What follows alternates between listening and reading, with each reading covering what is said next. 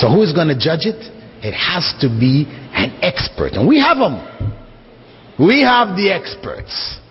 And they will, you bring your poetry, we'll send it to the experts and they will dismantle it for you. You understand? You're not going to be able to do it. Allah said you can't do it and you will not be able to do it. So don't fear that challenge. Don't fear it. If Allah has said it, believe that they cannot do it. Now, back to the issue.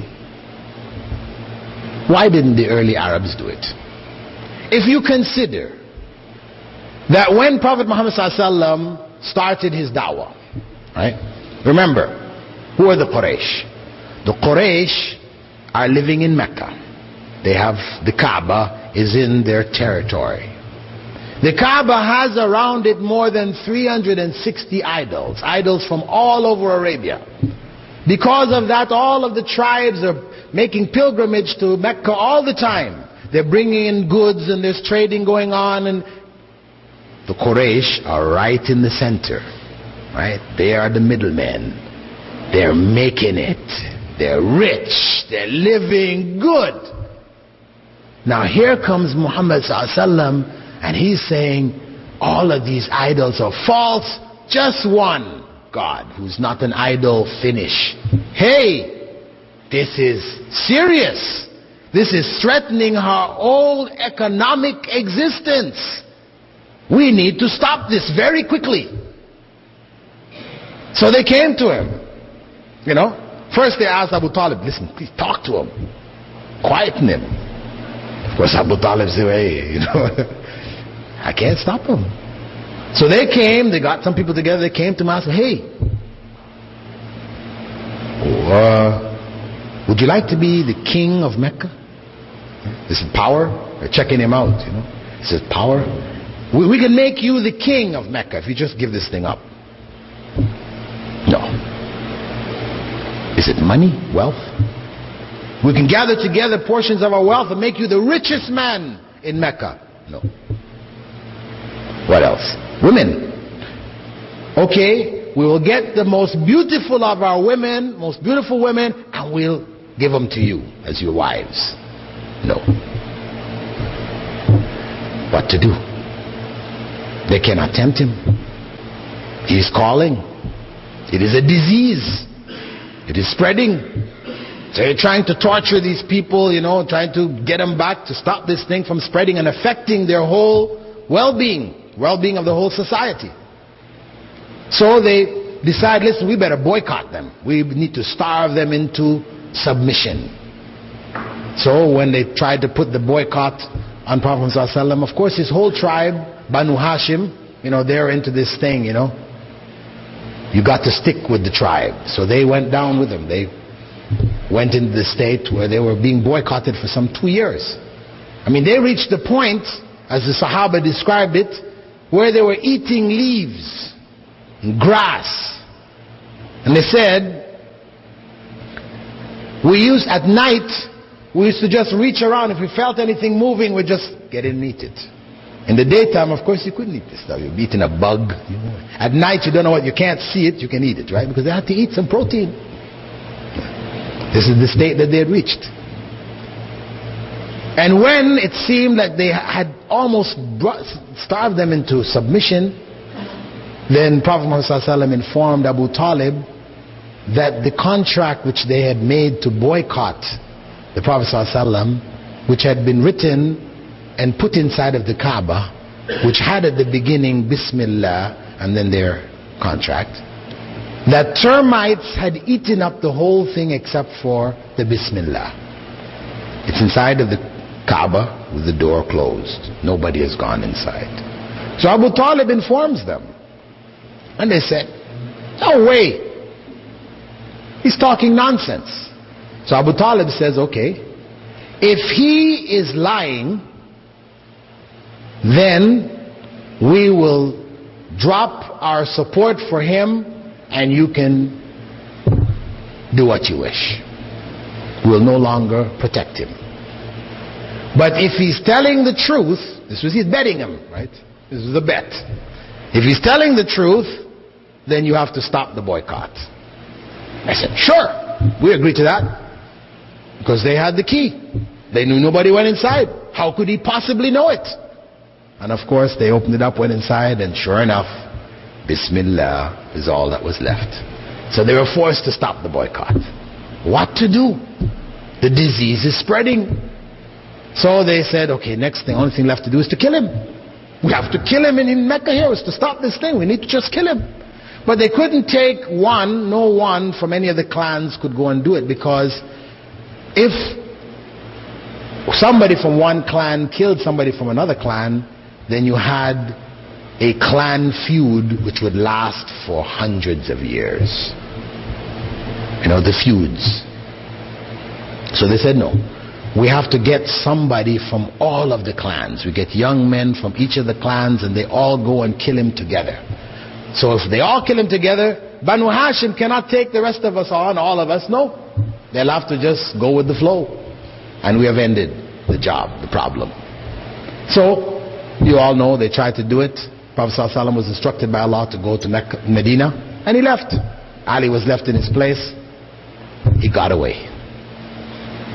But they weren't so satisfied. I mean, one would have thought, okay, he's left Mecca, enough. That's what they wanted to get rid of him. No!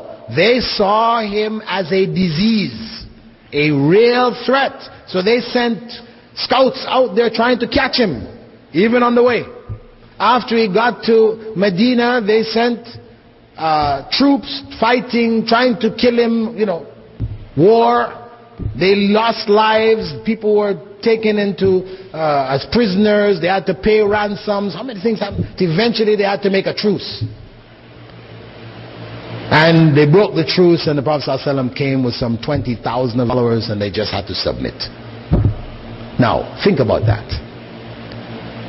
If all they had to do was to produce 3 lines of poetry like Al-Kawthar, and that would have ended the whole thing, does it make sense logically that they would go and do all of this other stuff and not do that? Because the Quran is saying, if you don't believe this from Allah, do it. Surely they are the masters of the language. Why didn't they do it? This was a challenge which they needed to meet. Why didn't they do it? Because they couldn't. We can understand that much of the miracle because we don't know Arabic. We're not able to appreciate the real beauty and the miraculous quality of the literary miracle of the Quran. But we can understand it, at least in this historical context, that it must be a miracle if they couldn't do it. The expanding universe, or the movement of the sun, or the cycle of water and springs, and there are so many things that are addressed in the Quran that is a lecture in and of itself. I'll just mention one which I think many people are not aware of. Most of these other ones I mentioned, you know. But there's one which I came to learn maybe about a year or a year and a half ago. I was talking with one professor of geology, and he was explaining this particular miracle to me, which I thought was quite interesting. And it concerns Surah Al-Hadid. Surah Al-Hadid, the chapter of iron. Al-Hadid means iron. And Allah describes iron saying, وَأَنزَلْنَا الْحَدِيدِ فِيهِ بَأْسٌ شَدِيدٌ وَمَنَافِعُ لِلنَّاسِ. I have sent down iron, which has great power and a lot of benefit to humankind. He went and he analyzed this statement of the Prophet of Allah subhanahu wa ta'ala and what human beings knew about iron. And it had always remained something of a puzzle that Allah used the term sent down iron, to send it down to the earth, because people discover iron in the earth. We dig up the earth and we find it. We bring it up. It's not coming down. And until very recently, this remained something inexplicable. However, in modern times, when they have now worked out, theoretically, how the earth was formed and the approximate temperatures of the earth in its formation, they came to realize that the heat which was generated in the formation of the earth was not sufficient to produce iron. This is a scientific fact. Iron was not produced in the formation of the earth, though it forms a good portion of the core of the earth, the molten core, which gives it its magnetic field around the earth, and a large portion of the crust. And iron is inside of virtually everything. Hemoglobin, it's in chlorophyll. It is critical for the transfer of oxygen in our systems. And it's all over the place. Iron. But it was not formed on the earth. So they, in their researches, came to find out that much of the meteorites coming from out of space high in iron, that the iron came from out of space into the earth.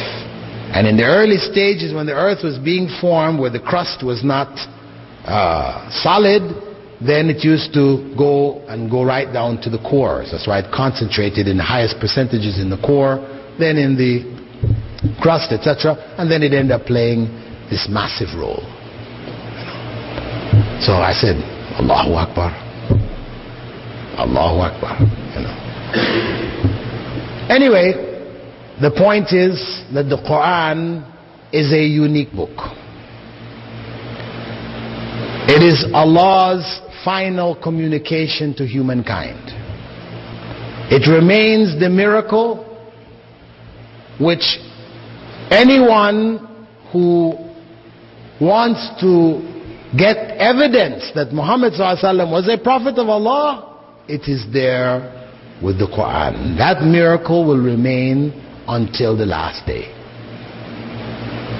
It had to, because for anybody to believe, we cannot require them to believe about something which is no longer present. It has to be something tangible. So Allah left the Quran as the major miracle of Prophet ﷺ to convince the people of his time as well as the people until the last day on this earth. And as I said before, it is unique in its style and presentation. It is a discourse. And when we read the Quran, we should keep in mind its subject matter, as I said, and its theme.